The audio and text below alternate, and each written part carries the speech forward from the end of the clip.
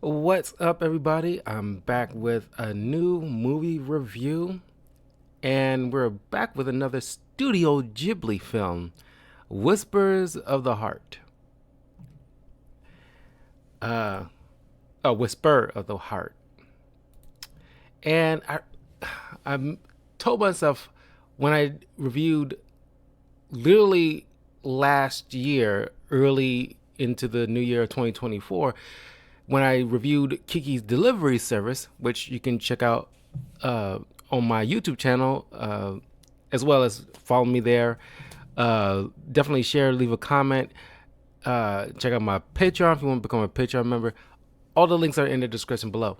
But yeah, I told myself I was going to review more Studio Ghibli films last year, but I got caught up with so much stuff to review and stream and never really got around to it because I made a point to really review other stuff that I promised I would have done so even prior to prior to the last year. So this where this year going forward, I think I'm gonna try to throw in some Studio Ghibli films here and there in the within the year, but January uh, of each following years to come, I would try to put a lot of emphasis on animated films, especially for the Studio Ghibli stuff, because I just love the world of Studio Ghibli. It's just like almost like a slice of life type of film. Not all of them, but like a good large amount of them, and just like the art, the animation, the score, it just like it's wholesome, you know. Every once in a while, you gotta step back from like the horror genre and the blockbuster stuff, and uh, heck, even certain rom coms, and just immerse yourself in some nice wholesome type of films like Studio Ghibli that isn't too stressful with like world ending stakes or danger, all that much. I mean, if it's, you know, not your bag, it's not your bag, but it's a breather in a sense from the normal type of films that we usually see. So anyway, uh, I think as I was going through the list of Studio Ghibli films last year after I reviewed Delivery Service, this one kind of caught my eye. Well, I think I was focused on its sequel, did not realize it was a sequel. And then once I was trying to figure out, because it's a cat character and in a suit that kind of caught my eye. But it was like a sequel to Whisper of the Heart, called The Cat Returns. I'll get further into it as I review this film, but I did not feel comfortable talking about that film without covering like this one to kind of set it up, because eventually I want to do the talk about the sequel. But yeah, this was directed by Yoshifumi Kondo, and it stars Brittany Snow as Suzuku Tsukushima, Tsukushima, David Gallagher as Saiji Amasawa, Gene Smart as Asako, as Suzuku's mom, Asako, James Seeking as Saya, um, uh, the father. We got Carrie Elways as the Baron, Harold Gold as Shironishi, Ashley Tisdale as Yuku Harada,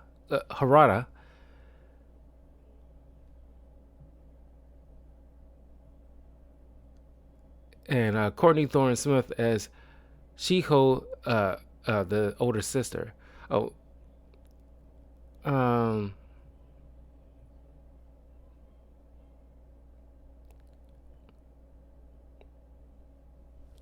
okay. Pretty much goes like the bigger people here. So this is set in Tokyo, and we meet this 14-year-old girl, student of Mukai Hara Junior High School, uh, Suzuku. And she's like a normal, schoolgirl. She has her friend Harada, who is having a crush on this boy at school. And of course, it's like, these kids are at that age when they're starting to discover, feelings for the opposite sex. And she likes this boy in school. And of course, while this is carrying on, they are preparing this song for like graduation after they take their exams and stuff like that. And it's based on the 1971 classic song Country Road, uh, uh, uh, made by Bill Danoff, Taffy Nivert, and John Denver. And I recall John Denver. I think he was the popular name of, for country music artists. But, I mean, the music. I'm pretty sure you heard it from time to time from other films like Country Road. Na, na, na, na. I mean, like, do yourself a favor. I'm not doing it justice, but pull it up. You'll know the song when you hear it. And this really kind of set certain songs kind of set the tone for a film.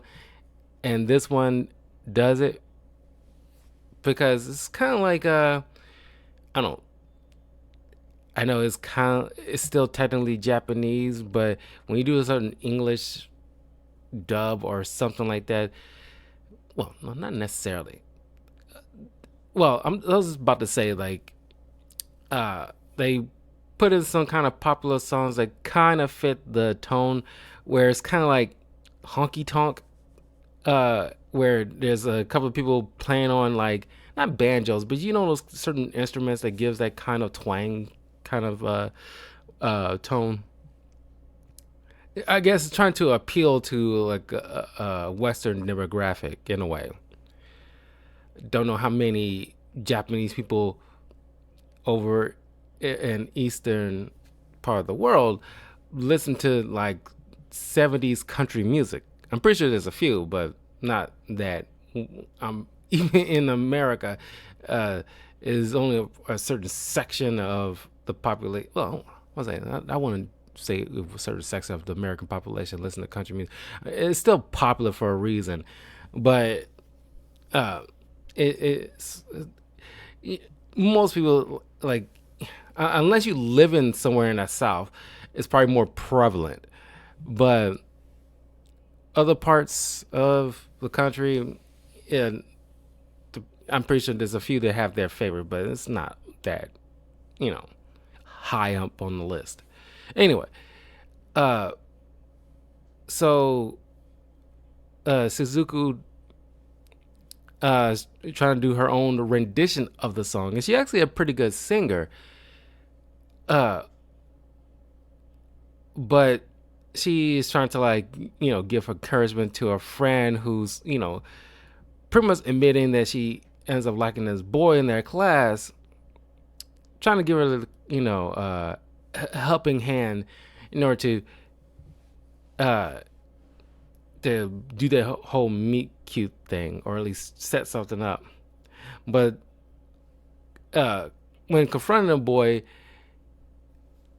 well, because the boy, because young boys are kind of clueless when it comes to, heck, even in certain circumstances, guys in general are kind of clueless on how girls trying to profess their love, but they do it so indirectly because most women don't take the initiative. 9 times out of 10, they don't take the initiative. Their way of flirting isn't the same way as guys' way of flirting, or because guys typically are more direct. We don't do subtlety. Women, most of the time, do things indirectly. So because she is indirectly trying to drop hints for him to pick up, and he's not catching. He's 14 years old, or 13, or whatever. He's very naive on that kind of stuff. Most guys in general, hell, even in their 30s or 40s, can't pick up on those kind of things. You gotta really be direct so we can just get it, because not many of us just do.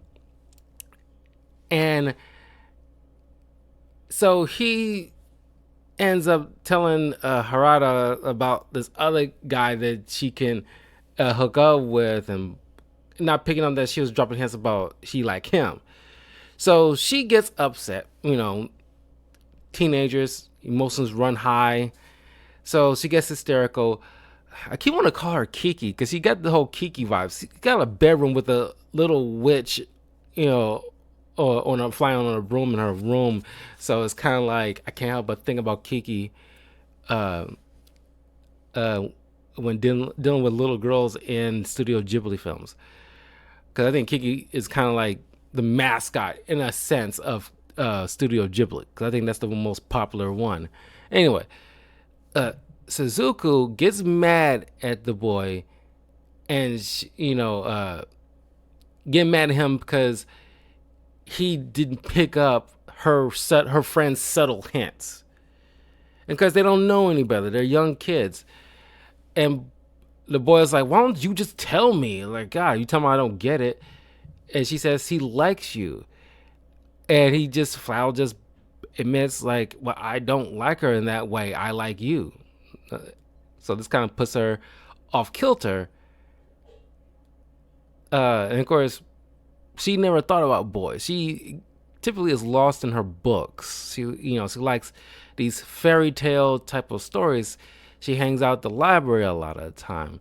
So she never really sat down, actually, look at boys in that way. But now it's kind of like ringing in her mind. So she, yeah, tells him she doesn't feel that way about him, but he has to set things right with her friend because she's feeling some type of way, because let's be frank, most girls don't handle rejection all that well. They rarely get it. And so this, is doing a number to her self-esteem in a way. So of course he, does his, does what he can to make it up to her in class and apologize and stuff like that to her. Anyway, we see Suzuku, every time she goes to the library, she ends up checking out certain books and notices the books that she typically checks out. There's also a boy's name written on the checkout list, and it's always the same guy, CG. So she's trying to ask people who runs the library at the school, like, hey, do you know who this person is? So because she's piqued her curiosity. She just happened to pawn the guy one time. Well, not having a pawn him. She basically tracked him down, and at first, because the notebook she was, she had that had the lyrics to the her rendition of the Country Road song, he ends up finding it because she keeps dropping her, forgetting certain items and leaving it in places. He ends up finding them, and it's kind of like, fate in a way.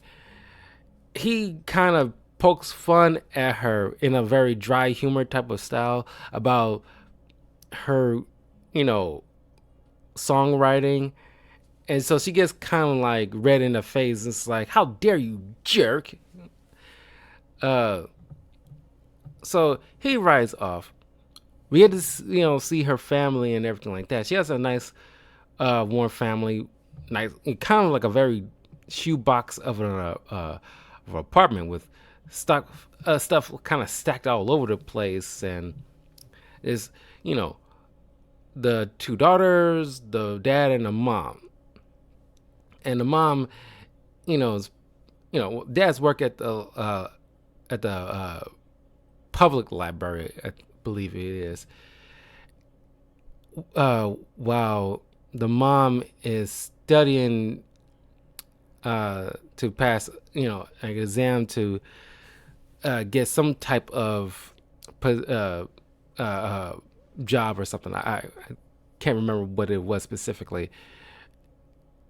And because they work a lot, the daughters, I want to say, had like free reign or anything like that. They just got a long rope in a sense to kind of, be a little self-reliant a bit. But more so, the older daughter is pretty much trying to keep track of things while she's doing what she needs to do, like work-wise. Uh, she gets home. She shares a room and a bunk bed with her sister. She's trying to make sure her sister, like, make sure handle all the chores and, pretty much pulling their weight, since the parents are pretty much constantly either at work or at school or whatever. And it's like a typical family dynamic. As Suzuku, was taking a train one day, and she notices a cat riding a train right next to her, and then gets off at the same stop as she did, and she ends up following the cat. It picks her curiosity and takes her to this kind of the cat who we learned his name is Moon or Muta. Because it doesn't belong to anybody, apparently. It's just like a free roaming cat in this particular neighborhood, and just stops by at least 3 different types of houses. And as the cat has at least a couple of names. And she come across this antique shop where where Suzuku notices a cat statuette called the Baron, where it's kind of like a cat humanoid statue dressed in a dapper clothes. And that's where she bumps into Senji again, who shows her inside. I guess she assumes that he works there, and he shows off the fact that he is a practicing what do you call those, looters? It's pretty much like a violin craftsman, or just in general like a craftsperson who builds or repairs string instruments like violins, cellos, etc. And that's what he wants to do for a living. So she's amazed, and Suzuku hears from him that he's, he plays a little, and she wants to hear a little bit. But he says, in return, I want you to sing along. So they sing Country Road.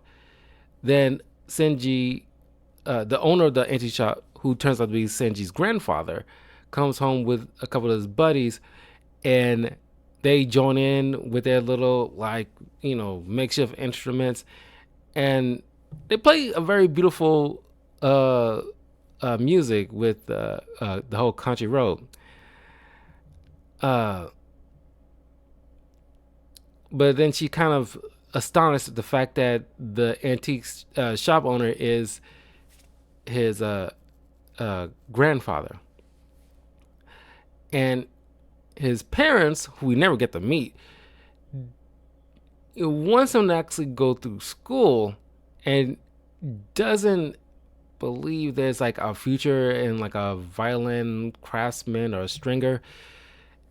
But that's his dream, and of course he's pretty good at it. But he wants to go to Italy, where the grandfather knows this guy who works as a craftsman, who can pretty much like mentor him for a couple of months.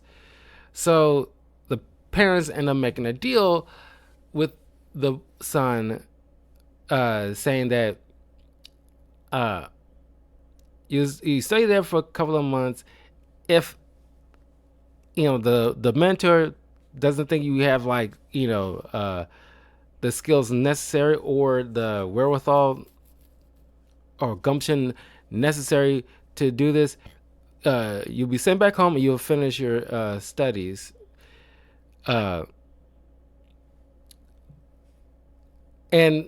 through the course of this, Suzuku actually becomes smitten with Senji. Now, if I have like a any kind of con about this, one kind of stood out for me is the fact that it's cool to show, a couple of classmates that's friends with Suzuku, but we don't stay with them for too long. They kind of halfway through kind of disappear, especially the female friend she has. And they made this big deal about the final exam and the singing this song at the graduation and stuff like that. We don't even get like a good a conclusion to that at all. Maybe that's not the point, I guess, but you kind of make it a big deal about it. So it's kind of like it'd be nice to actually see it come to fruition. Um, and then the whole situation with like her friend liking this boy, and that boy like actually has feelings for Suzuku. I guess it kind of resolved itself, but why set that up if it's not going to be like a huge deal? Or I was just kind of like, personally, I feel it's kind of like a waste of time. If you took that out, wouldn't change anything, because mind you, this is like a nearly 2 hour film. It's like kind of waste precious minutes with, you can keep the best friend, but the whole, and the whole fact that she interested in a kid in school and stuff like that, and that kind of sets up where Kiki, Kiki, Suzuku, doesn't have any interest until she actually meets a boy that she kind of have like a tinge of feelings for. The whole thing with the other boy in class is like, I was like, why bother? Take that out completely, and it doesn't really change anything. And I was going to mention about the whole Baron cat statuette. I saw a picture of this on HBO Max last year after I reviewed Kiki's Delivery Service, trying to see if I can put any Studio Ghibli films on the list for the future to review. And I guess the image that I saw was for the sequel, not this one. So I decided to take on this one first. There is a spin-off, not necessarily a sequel, but like a spin-off called The Cat's Return. And it's pretty much set in a world where the Baron's kind of like one of the main characters, with a kid who can speak to cats and stuff like that. It's more so like a fantasy type of world, where this one seems like, like a slice of life, real world kind of a thing. Because there in this movie there is according to the antique shop owner, the statuesque is, based around this story when he was a young man. He met this woman in Germany, and they went to this antique shop where they came across these two statuesque figurines, one of them being a baron and the other a baroness, a female cat. And the female statuesque cat had to go through some repairs because him and his girl wanted them both, but he didn't. The owner didn't want to separate them, so he gave the Baron to Senji's grandfather. But this is during a time when WW2 was popping off, so they had to run. They never managed to get the Baroness back from him. So it's kind of centered around the story where the Baroness will find his lost love kind of situation. Heartwarming story. It's even like a moment where I actually thought the grandfather was about to pass away or something, because he was sitting in his chair and I guess he was dreaming about his love, I guess, who had passed away, because I imagine that they got together and had children because he has, grandchildren. And she comes walking through the door ready to come get him. I thought like, oh my God, is this dude about to pass away in his sleep or something? But no, didn't go that route. He was just in his mind while waiting on Suzuku to come to him, because realizing, or at least inspired, or just well, I guess for the lack of a better word, inspired by Seji's dream and his goals and his ambitions. She wants to then, what I'm doing, he already knows what he want to do. Like I'm just sitting here like, what am I doing? Then she got the idea. It's like, well, I'm always in the library and checking out and reading all these fantasy books. Why don't I write one myself?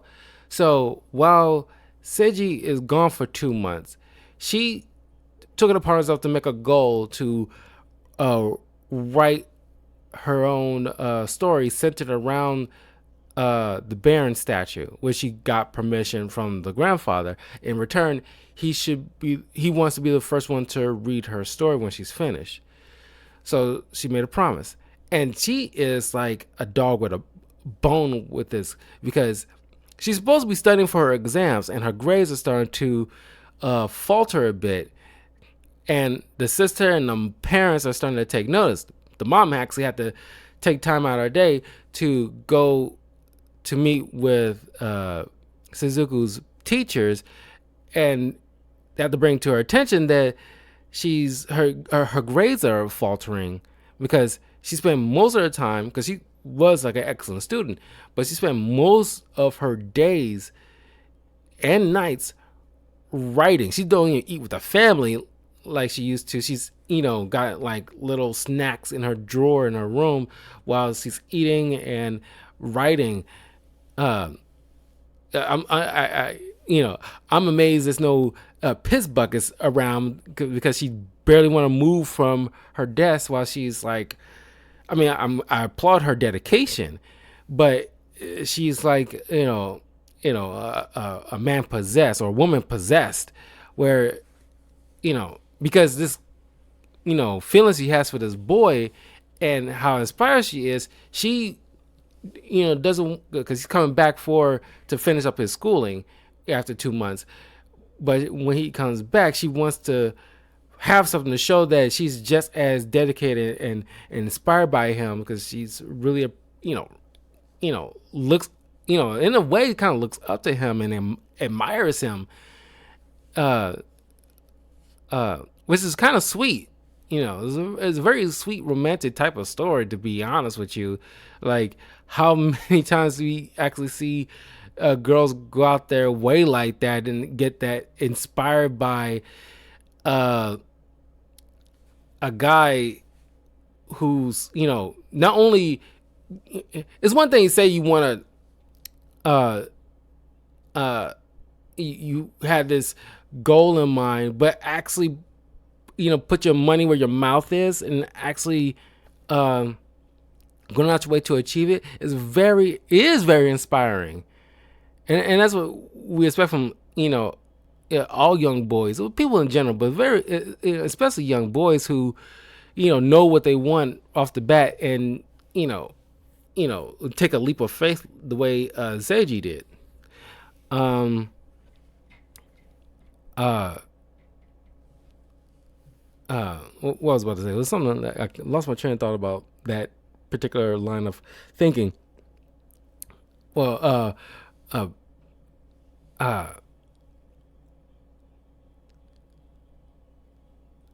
well, I'm blanking on it right now. It's pretty much basically, yeah, it's like, uh, uh, uh, it is inspiring to see like somebody, because rarely people know what they want to do, especially at 14. Is always like, very super. I don't want to say superficial, but cliche stuff like I want to be a fireman or astronaut or things like that stuff. Like, like, how often do people say they want to be like, uh, violin craftsman or something like that? But oh, I think I remember what I wanted to say. The parents, I'm like just, maybe it's just like a thing with certain parents where they don't see like, because they of course they want the best. Every parent wants the best for their kid, and they want to make sure the kid has some kind of safety net, and like, probably I bet they expect him to grow up to be something like a doctor or a lawyer or something like that. That's like guaranteed secure money, so that we can always be able to take care of himself. But not many people have that type of passion. Plus, the amount of money that's sinking into those type of goals, and and student loans and all this other stuff that's so, I won't say cliche, but the kid, you know, as a parent, you see something like a kid who has some kind of knack at something, because clearly Seiji has like a knack at crafting violins, and you will want to nurture that. It's like you got to spot that kind of early.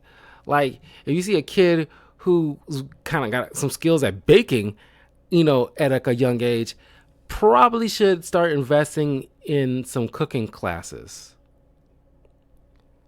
Do it early, hone that skill.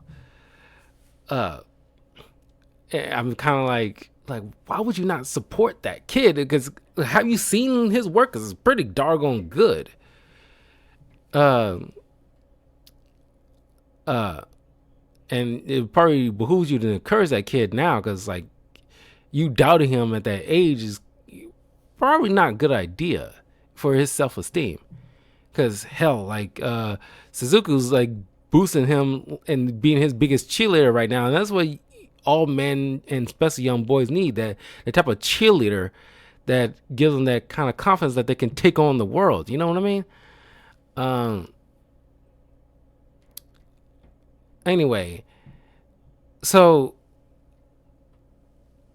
her grades are faltering, and like the parents, sure, they're not very strict or anything like that, but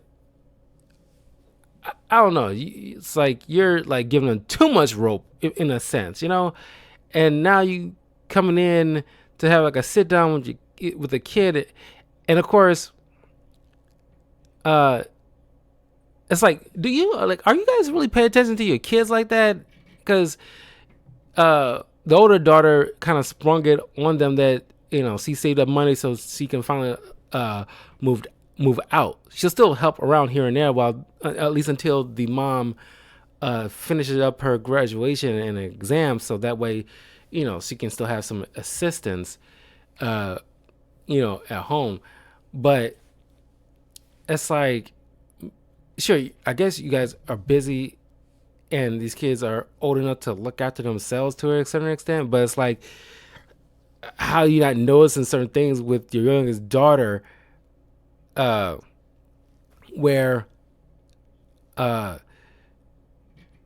I guess you're assuming she's doing her schoolwork because she's spending all that time at her desk writing, but I don't know, it's like, at no point you ask like how's school going or whatever like that, or I don't know. It's hard to believe you really that oblivious, and how she's barely spending time with you guys at the dinner table because apparently y'all eat dinner together like all the time apparently. Um, uh, but when they question her about the grades, and then mind you, they're more chill than I expect most parents would be if you start to notice like a serious dip in like a kid's grades. Um, but Suzuku doesn't point out or at least admit that she's doing it all for uh because of a boy. Because I guess she doesn't think they would understand. But I don't know, it's like, kid probably spending a lot of time somewhere because he goes off to that antique shop to hang out with Siji a couple of times. You don't ask like, hey, like, where you been, what's going on, to let them know. But she just tells them like, I made myself a goal and I want to see it through. And if I don't, it's like, I gotta see this through, and it's very, very important to me. And they don't ask follow-up questions because that really won't fly with most parents. Or it's like, okay, can you kind of elaborate on that? Why are you doing this? Tell us so we can better understand. You're not gonna get in trouble. We just need to understand what's going on because this is kind of like a rapid dip in your grades, and we have to know. So, they can get some kind of clarification, but they just trust her in a way. So she promised that once she's finished with this goal, she's gonna, which is should just be, because mind you, 2 months is kind of flying by at this point. Once I should be wrapping up in this particular time frame, so I promise I'll get back to everything. When she does, she keeps her promise, and the parents let her ride. But it's like, I don't know if you want to let her ride like that, because it, like, she needs to still graduate, and in order to do that she needs to have good grades. So it's like, not saying that she needs to ignore her goal, but she has to prioritize her time wisely because she still needs to study. But anyway, she wraps up the story. She hands it to the grandfather. He gives her critiques. I'm kind of glad they kind of written this way, like it's not immediately perfect, like she got some kind of avant-garde skill set out of the freaking blue. And he's like, this is pretty good. There's a few hiccups with certain grammar or whatever the case may be. But then she started bursting into tears because she's glad that he enjoyed it. But I guess it's kind of like the weight on her because she put so much pressure on herself, unnecessary pressure on herself, because she's trying to measure up to Shinji because she really likes him.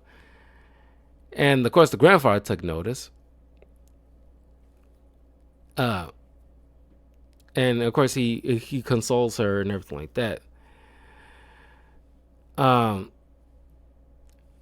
the next morning, the Shinji arrives a day early than the initial time frame, or he picks her up early in the morning, and they ride to this kind of like a hilltop or something to watch the sunrise. They He professed his love for her and says he hoped to one day marry her, and she kind of promptly accepts. Uh, and that's pretty much where the movie ends. It's like a relatively nice note, and maybe this is probably like a cynical adult brain, but it's like most of the time, first loves don't always work out. You know, something will always go awry. You know, it's not like always first boyfriend and girlfriends are, typically terrible, but it's just, you know, it just, for whatever reason, things just don't turn out the way you probably hoped it would be. Otherwise, we all would end up with our first, loves. But things take a turn from sometimes, But it just ends on a good note. Just leave it there. But yeah, I mean, this is a pretty good film. I still like Kiki's Delivery Service a little bit better, but maybe the sequel to this probably a little bit more fun because there's still fantasy elements to it. You get a little bit here and there in Whisper of the Heart, where you get inside Suzuku's mind and in her imagination as she's writing these stories, where she's, the main character. She set herself like the main character, and palling around with the Baron trying to find his lost love, things of that sort. And maybe the spinoff is kind of based on maybe her little story that she ends up writing. Because what I kind of hope, maybe I'm wrong because I haven't seen the film, I kind of hope we get like, moments where we see that the story that we watch in the spinoff is all depicted through an older Suzuku's novels that she's reading to her own children or reading to a class or something like that. Where she's married, actually is married to Seiju, and he is like a renowned craftsman in Tokyo. That'd be nice. But yeah, that was Whispers of the Heart. It was a very nice, wholesome film. Like I said, I kind of wish that we get a little wrap up with the whole graduation and everything like that with the kids. Yeah, and like I love this animation. I love Studio Ghibli's animation, man. Like I can literally live in their world. I'm being reintroduced to the world of Studio Ghibli. Only seen like little bits here and there as a kid, but never really appreciated it at that time. But now I'm starting to have the appreciation and love for this world, and I understand people's admiration of Studio Ghibli. But anyway, let me know in the comments below what you guys think of Whisper of the Heart. If you watch this film, highly recommend you guys check it out because it's actually a pretty solid, wholesome film. Every once in a while, we need those to try to kind of recalibrate our emotions and mindset, in a way. Kind of like a nice little reboot of the body and mind and spirit. Anyway, I will see you guys in a little bit as I cover a comic book review based in DC, mind you, that I always thought it would be interesting to kind of check it out. But anyway, I'll see you all soon. Take care. Have a great night.